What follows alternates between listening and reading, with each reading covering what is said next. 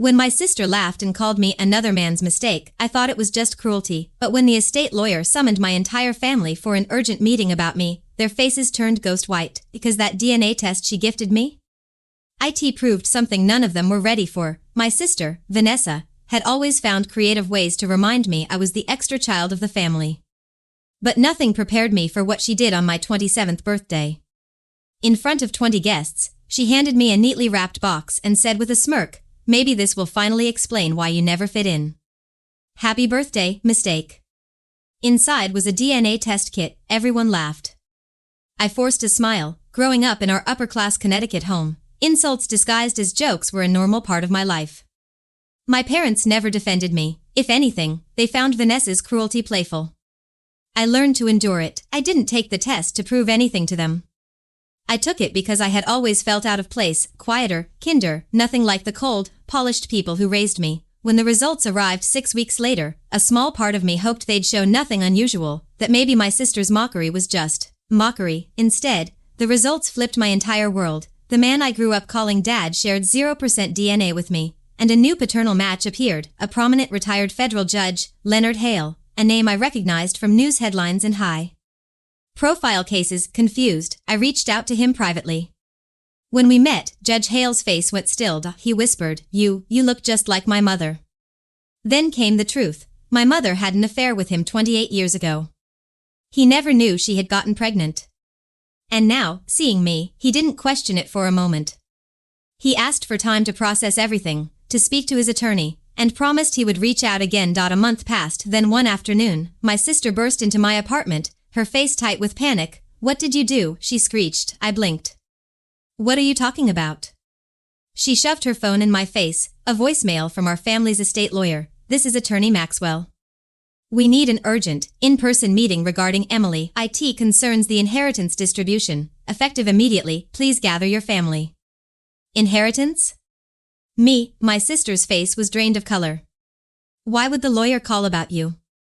For the first time in my life, I had an answer that scared them more than it scared me. My family treated the lawyer's summons like a national emergency.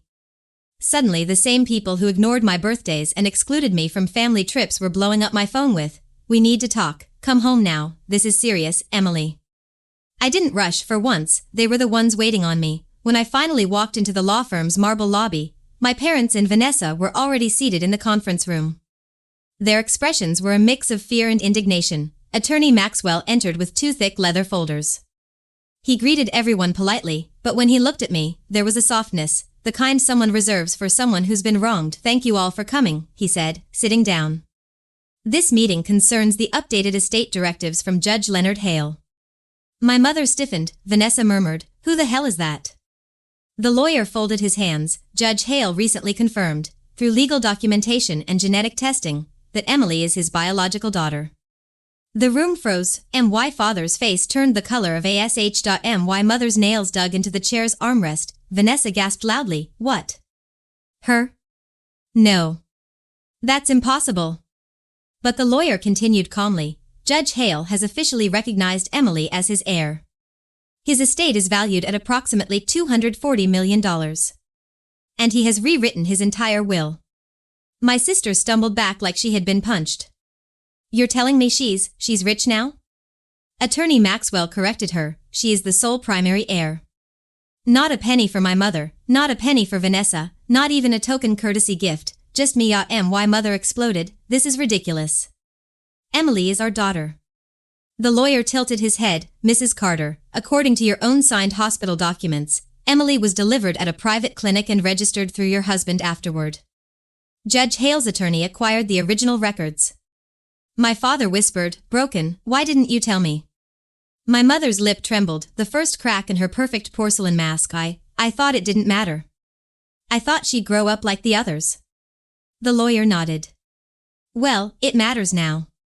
And Judge Hale has requested that Emily be granted immediate access to all financial, legal, and personal rights as his legal daughter." Vanessa's voice cracked like shattered glass. "So she wins?" I looked at them, these people who raised me but never loved me, the people who laughed while I cried. I didn't say anything cruel. I didn't need to. My silence was enough to terrify them. 2 weeks later, I stood in Judge Hale's penthouse overlooking Manhattan. The man who had unknowingly abandoned me wasn't cold or distant, he was kind. Curious. Regretful. He apologized more in 10 minutes than my parents had in my entire life. He asked, "What do you want now, Emily? Money? A new life? Justice?" I smiled softly. I don't want revenge. I just want peace. But peace looks different for different people. For me, it meant building a life away from the people who broke me. For my family, it meant facing the consequences of their cruelty. Because the story didn't end with the lawyers meeting. A week after the estate announcement, the media picked it up. Not because of me, but because Judge Hale was a nationally known public figure. Reporters started digging. And what they found wasn't flattering for my mother: old records, hidden hospital logs, financial transactions covering a private clinic stay, and years of tax filings that contradicted the official family narrative. For the first time, my sister and mother were receiving the same treatment they used to give me: whispers, gossip, judgment. My mother's charity circle pushed her out. My father filed for divorce. Vanessa lost a major promotion due to reputation concerns. And all I did was live my life. When my mother finally came to see me, her eyes were swollen. "Emily, please. Fix this.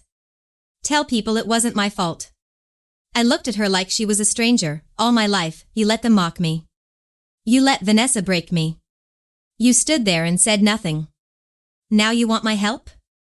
She sobbed. "You owe us something." I stepped back. "I owe you nothing." She reached for my hand. "We're your family." I shook my head. "No. Family doesn't treat you like a mistake." Judge Hale placed a supportive hand on my shoulder. "Emily has a new family now," he said firmly. My mother collapsed into a chair, defeated. As I walked away, I finally felt free, like my life was beginning for the first time. And the best part? The revenge wasn't the inheritance. It wasn't the mansion, the cars, or the trust funds. My revenge was simple. I became everything they said I'd never be, one by refusing to be the mistake they tried to make me.